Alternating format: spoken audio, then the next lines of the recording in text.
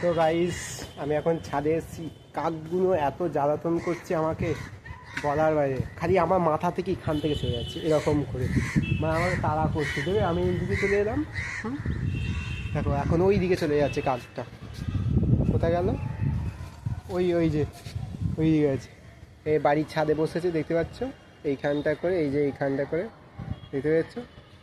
তো আমি এখন ওই পাশটায় যাবো এবার, দেখ কাকগুলো চলে আসবে, এবার চলে আসবে। আর এখানে একটা জিনিস দেখো, বাড়ি আর বাড়ি, বাড়ি আর বাড়ি, বাড়ি আর বাড়ি।